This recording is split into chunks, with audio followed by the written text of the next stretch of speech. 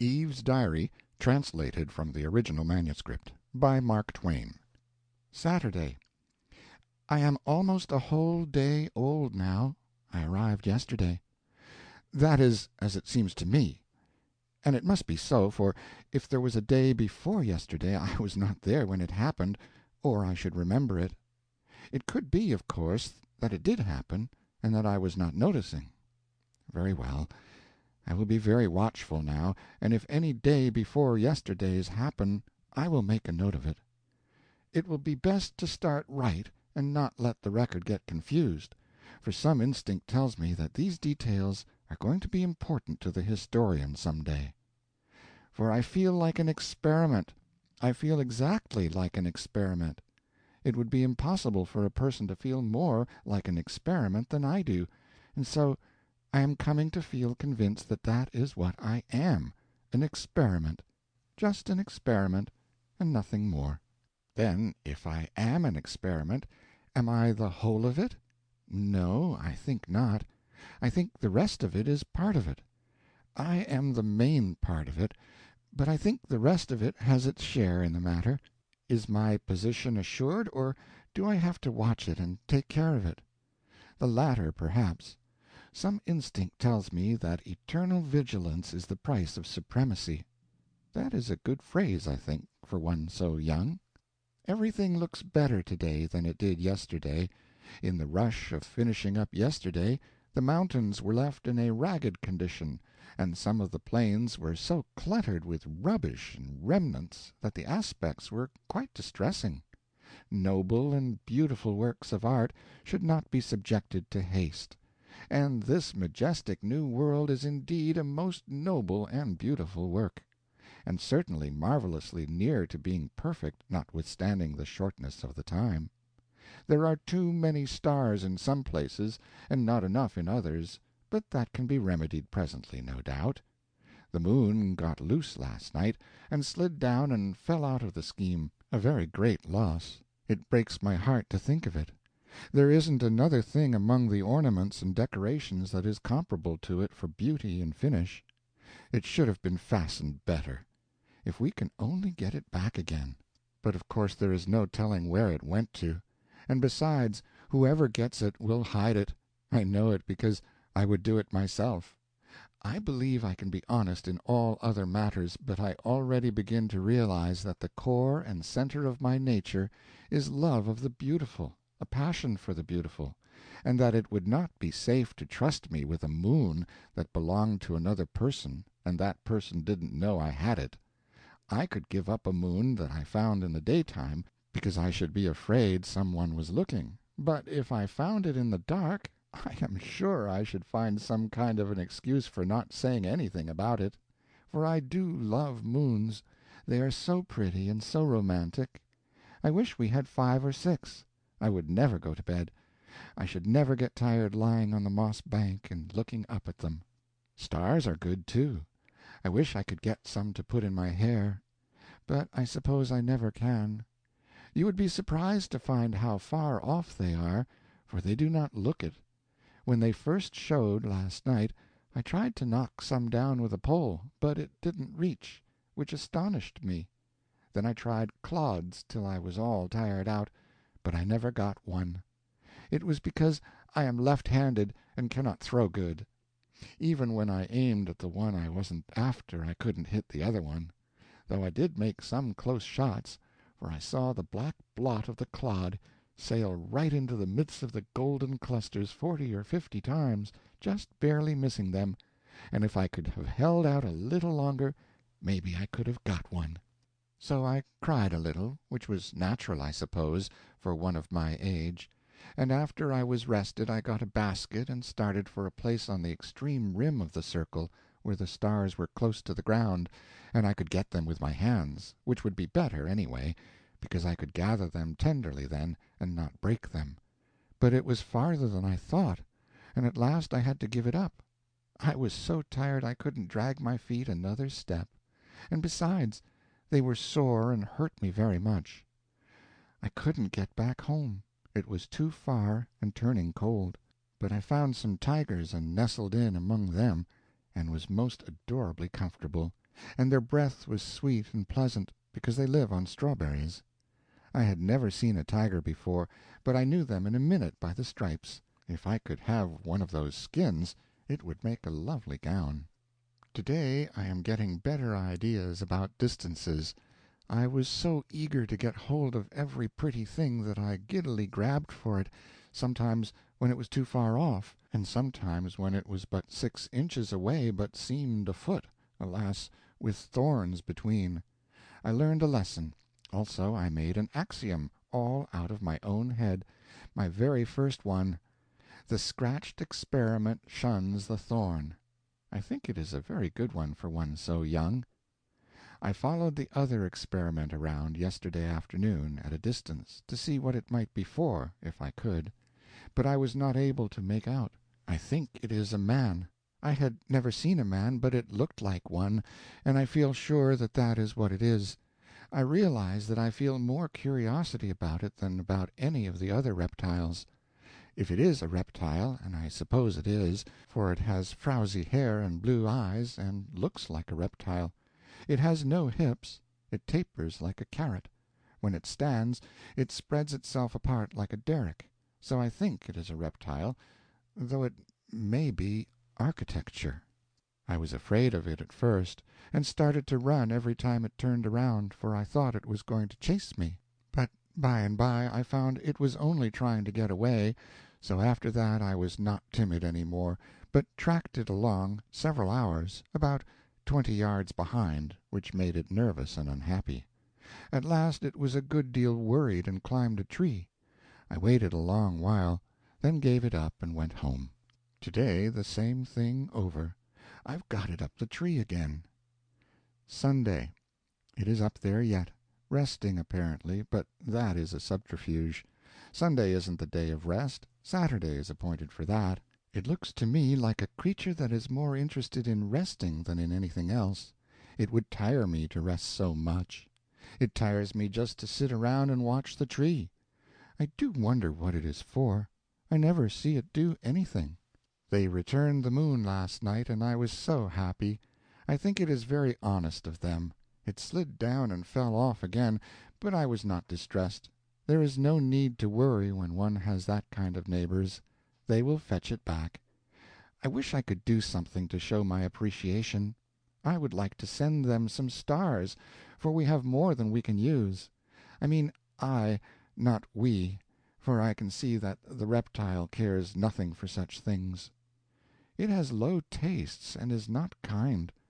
When I went there yesterday evening in the gloaming, it had crept down and was trying to catch the little speckled fishes that play in the pool, and I had to clod it to make it go up the tree again and let them alone.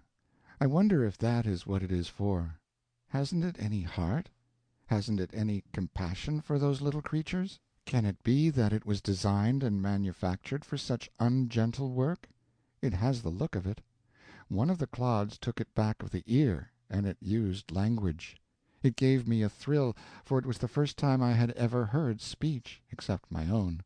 I did not understand the words, but they seemed expressive. When I found it could talk, I felt a new interest in it, for I love to talk. I talk all day, and in my sleep, too, and I am very interesting, but if I had another to talk to, I could be twice as interesting, and would never stop if desired. If this reptile is a man, it isn't an it, is it? That wouldn't be grammatical, would it?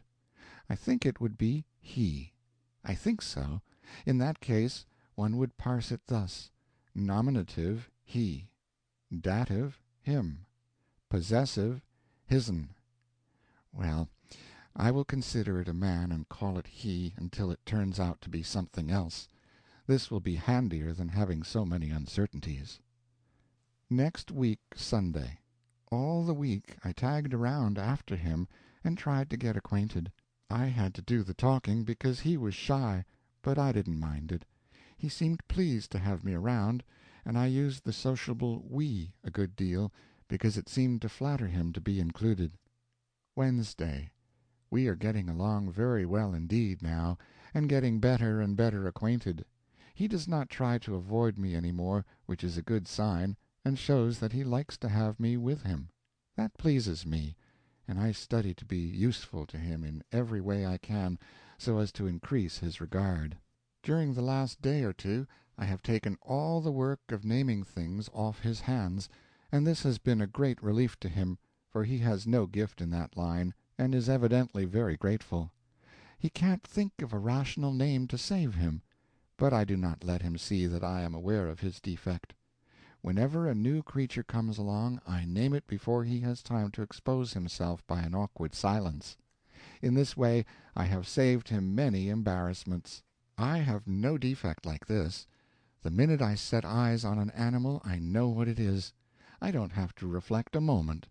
The right name comes out instantly, just as if it were an inspiration, as no doubt it is, for I am sure it wasn't in me half a minute before.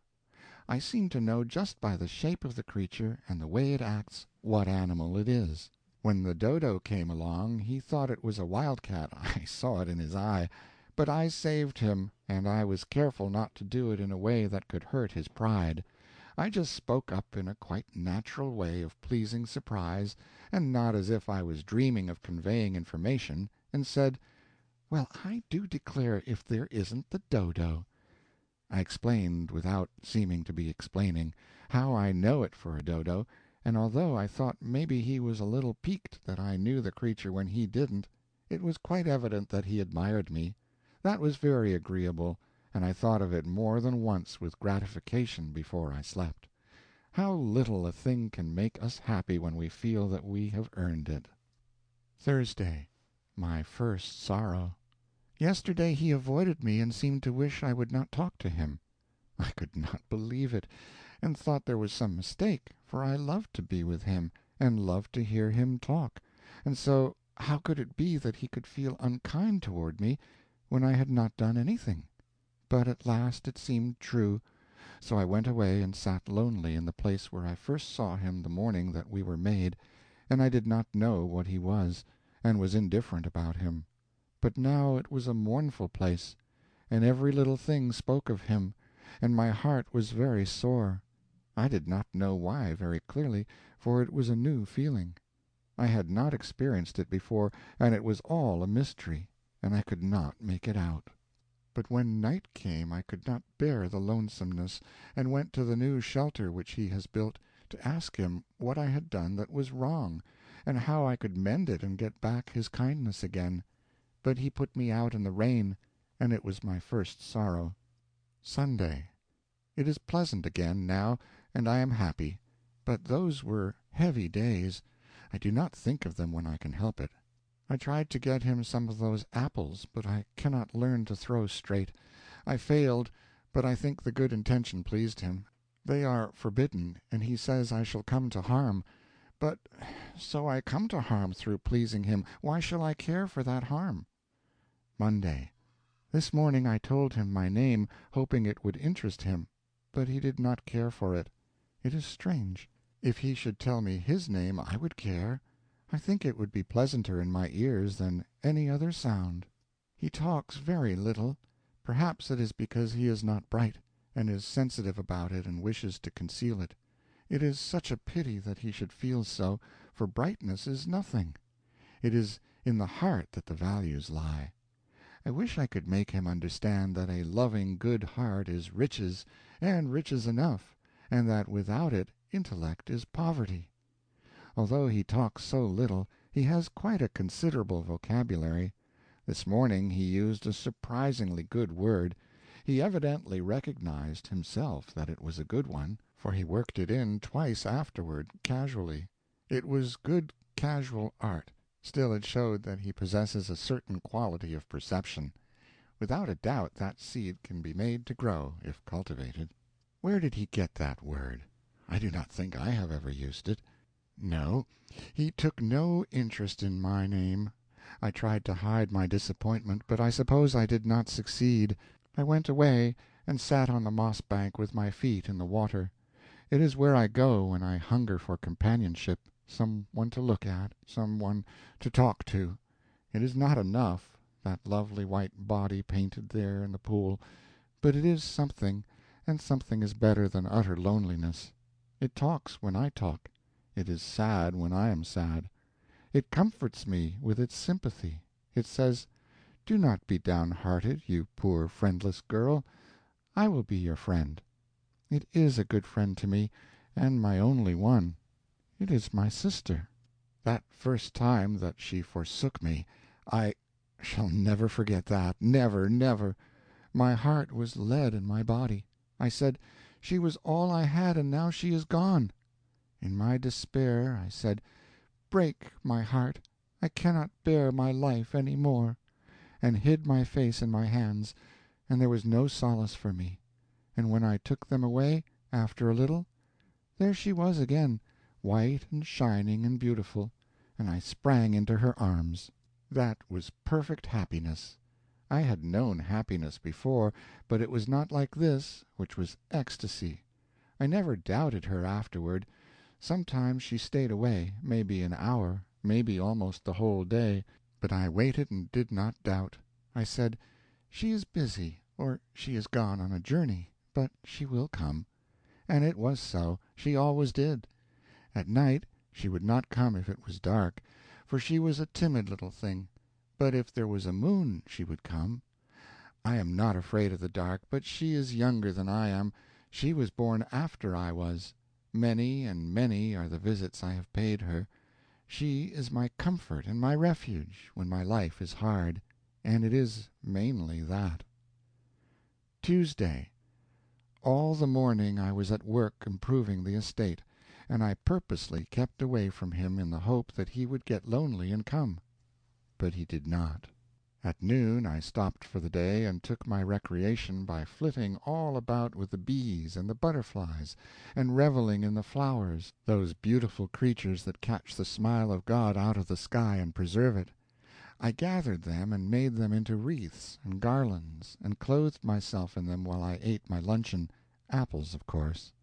Then I sat in the shade and wished, but he did not come. But no matter. Nothing would have come of it, for he does not care for flowers. He called them rubbish, and cannot tell one from another, and thinks it is superior to feel like that. He does not care for me. He does not care for flowers. He does not care for the painted sky at eventide.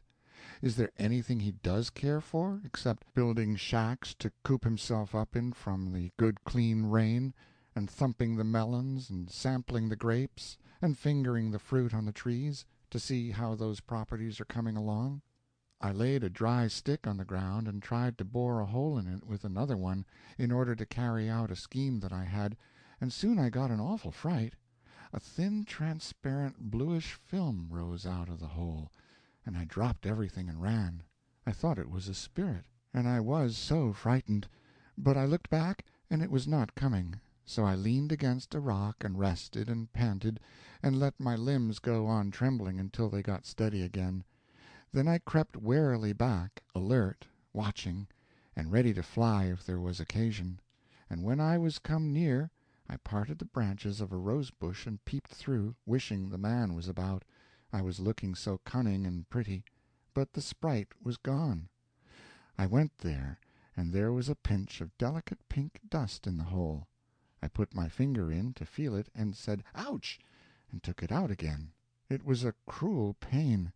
I put my finger in my mouth, and by standing first on one foot and then the other, and grunting, I presently eased my misery. Then I was full of interest and began to examine. I was curious to know what the pink dust was. Suddenly the name of it occurred to me, though I had never heard of it before. It was fire. I was as certain of it as a person could be of anything in the world. So without hesitation I named it that, fire. I had created something that didn't exist before. I had added a new thing to the world's uncountable properties. I realized this, and was proud of my achievement, and was going to run and find him and tell him about it, thinking to raise myself in his esteem. But I reflected, and did not do it. No, he would not care for it. He would ask what it was good for, and what could I answer? For if it was not good for something, but only beautiful, merely beautiful. So I sighed, and did not go. For it wasn't good for anything. It could not build a shack, it could not improve melons, it could not hurry a fruit crop, It was useless. It was a foolishness and a vanity, and he would despise it and say cutting words. But to me it was not despicable.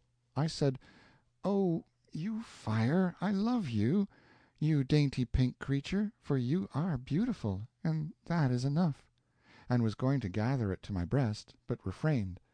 Then I made another maxim out of my head, though it was so nearly like the first one that I was afraid it was only a plagiarism. "The burnt experiment shuns the fire." I wrought again, and when I had made a good deal of fire dust I emptied it into a handful of dry brown grass, intending to carry it home and keep it always and play with it, but the wind struck it, and it sprayed up and spat out at me fiercely, and I dropped it and ran. When I looked back the blue spirit was towering up and stretching and rolling away like a cloud, and instantly I thought of the name of it, smoke, though upon my word I had never heard of smoke before. Soon brilliant yellow and red flares shot up through the smoke, and I named them in an instant, flames, and I was right, too, though these were the very first flames that had ever been in the world. They climbed the trees, then flashed splendidly in and out of the vast and increasing volume of tumbling smoke, and I had to clap my hands and laugh and dance in my rapture, it was so new and strange, and so wonderful and so beautiful. He came running, and stopped and gazed, and said not a word for many minutes. Then he asked me what it was. Ah, it was too bad that he should ask such a direct question. I had to answer it, of course, and I did. I said it was fire. If it annoyed him that I should know and he must ask, that was not my fault. I had no desire to annoy him. After a pause he asked, "How did it come?" Another direct question, and it also had to have a direct answer. "I made it." The fire was traveling farther and farther off. He went to the edge of the burned place and stood looking down, and said, "What are these?" "Fire coals." He picked up one to examine it, but changed his mind and put it down again. Then he went away. Nothing interests him. But I was interested. There were ashes, gray and soft and delicate and pretty.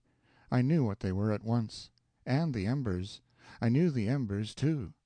I found my apples and raked them out, and was glad, for I am very young and my appetite is active.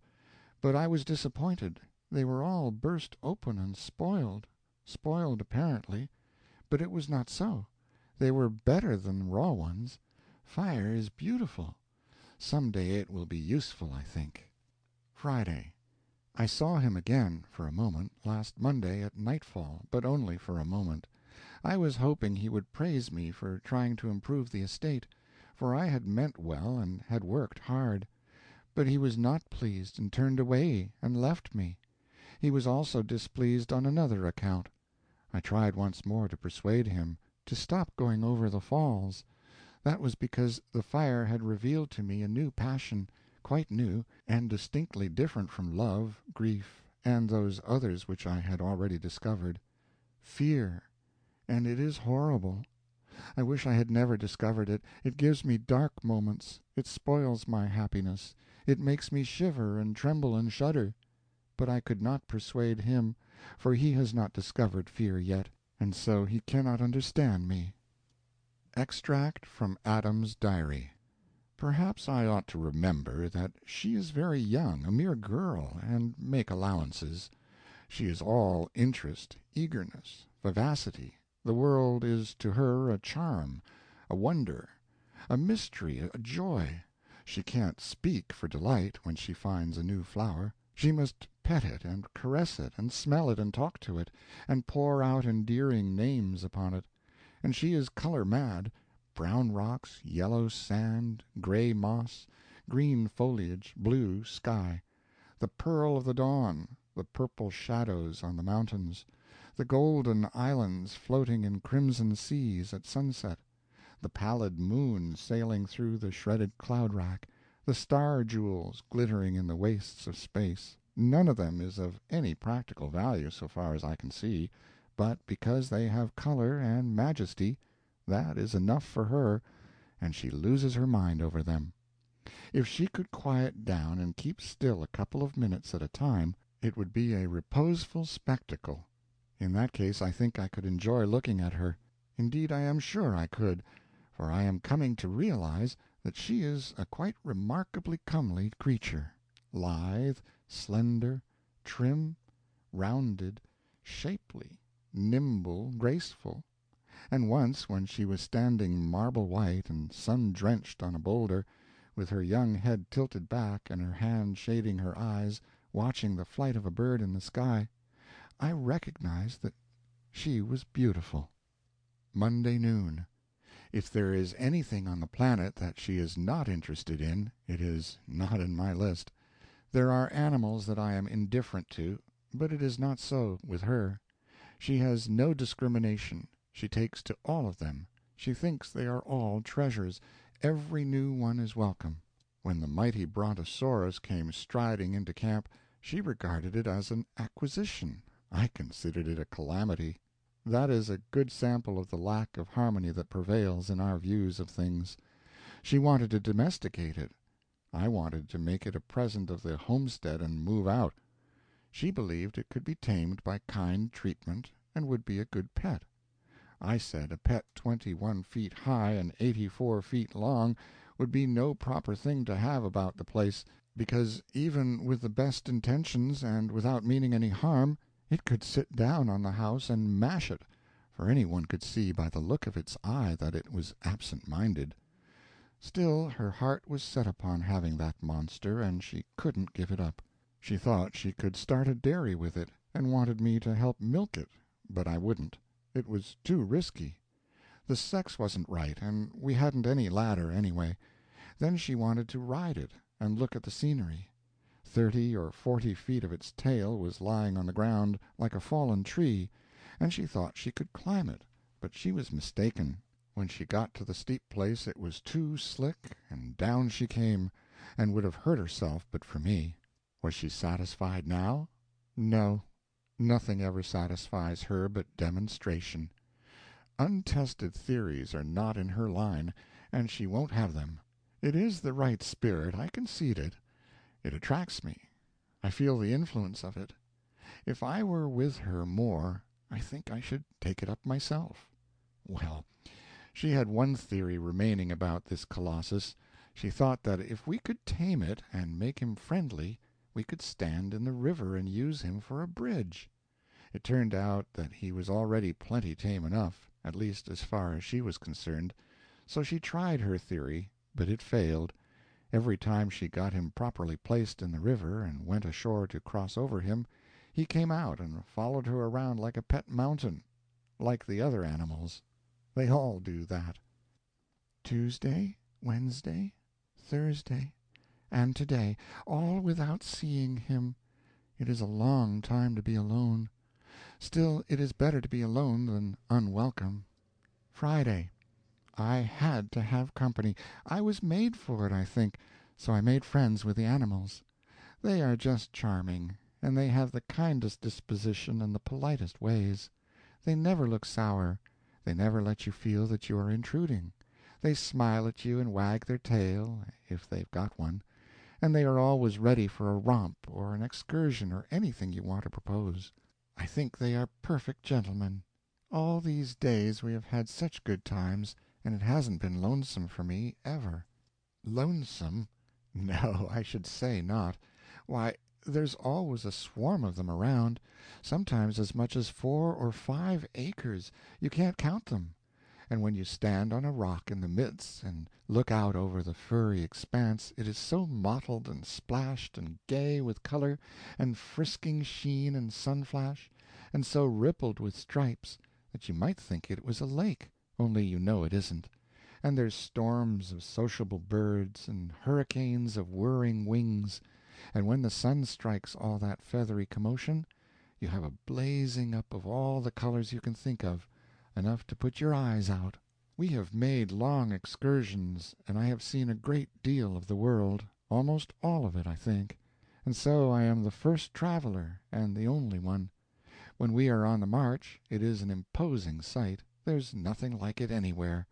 For comfort I ride a tiger or a leopard, because it is soft and has a round back that fits me, and because they are such pretty animals. And for long distance or for scenery I ride the elephant. He hoists me up with his trunk, but I can get off myself.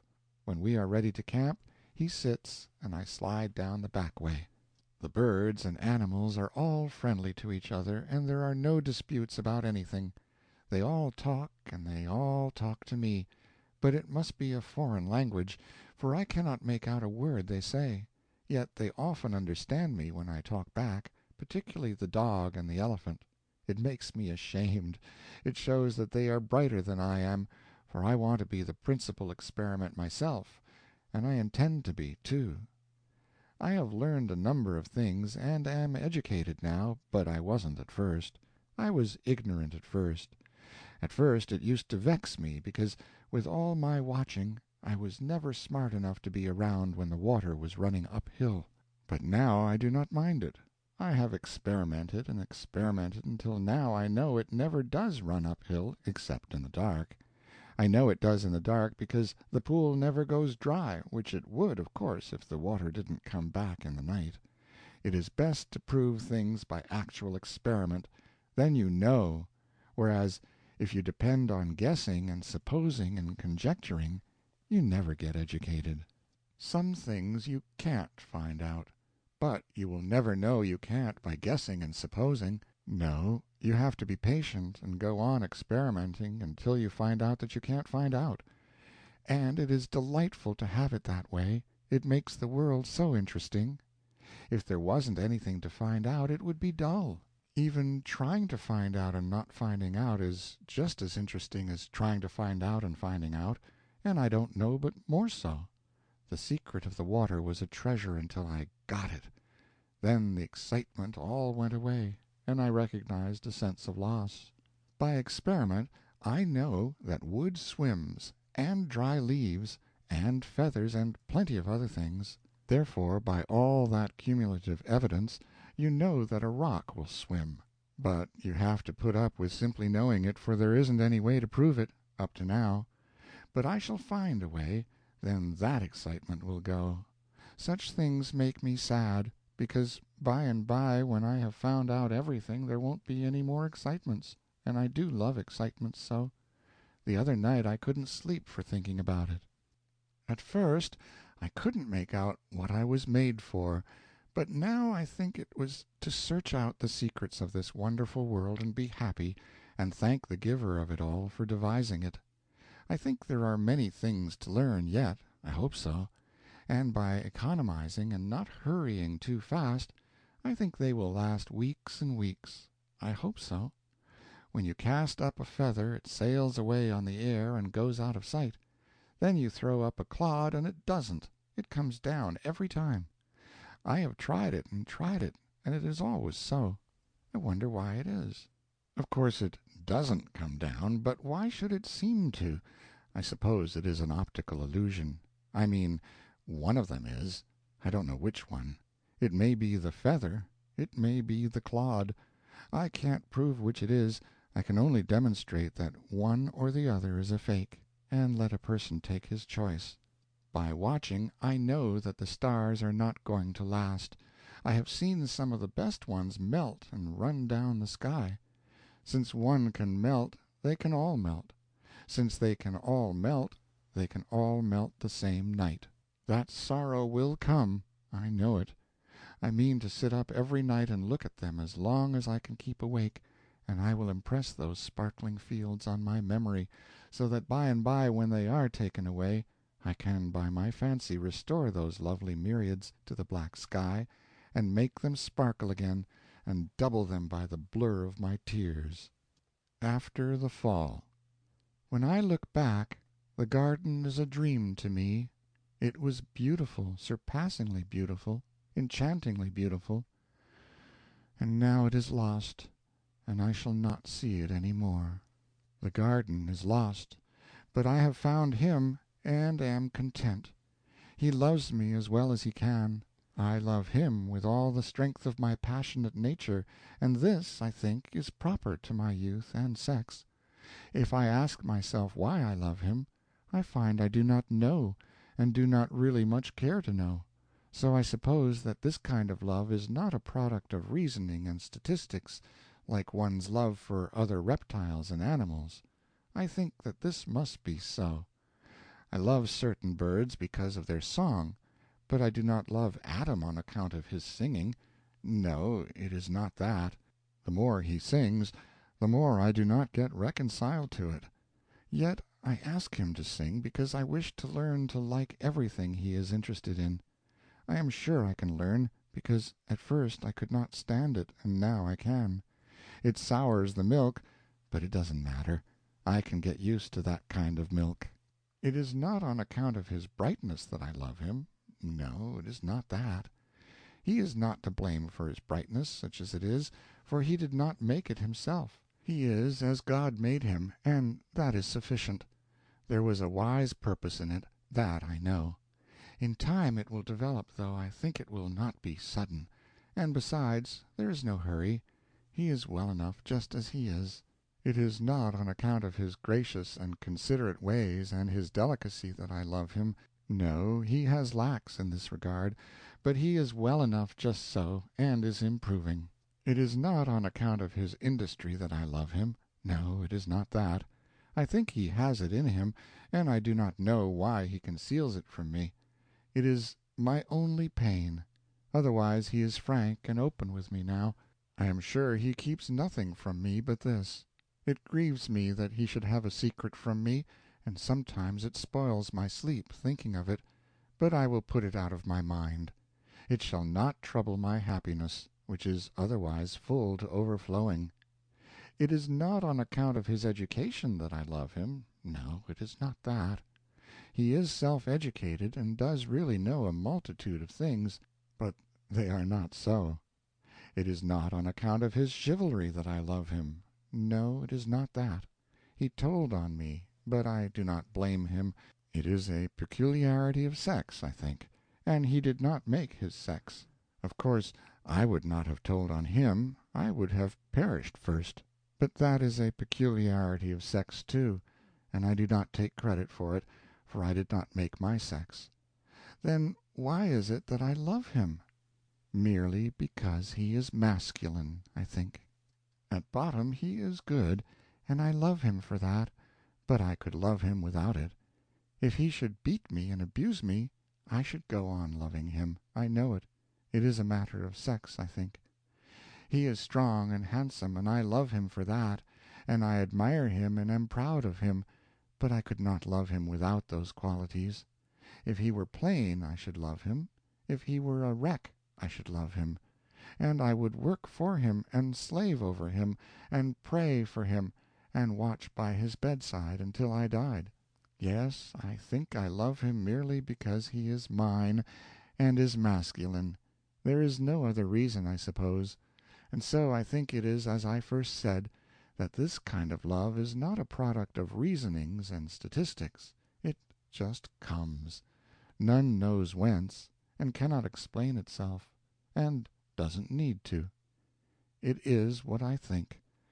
But I am only a girl, the first that has examined this matter, and it may turn out that in my ignorance and inexperience I have not got it right. 40 years later.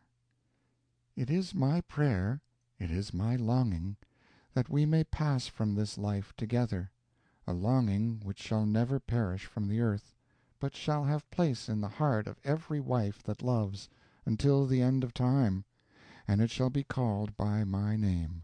But if one of us must go first, it is my prayer that it shall be I, for he is strong, I am weak. I am not so necessary to him as he is to me. Life without him would not be life. How could I endure it? This prayer is also immortal, and will not cease from being offered up while my race continues. I am the first wife, and in the last wife I shall be repeated. At Eve's grave. Adam. Wheresoever she was, there was Eden. End of Eve's Diary by Mark Twain.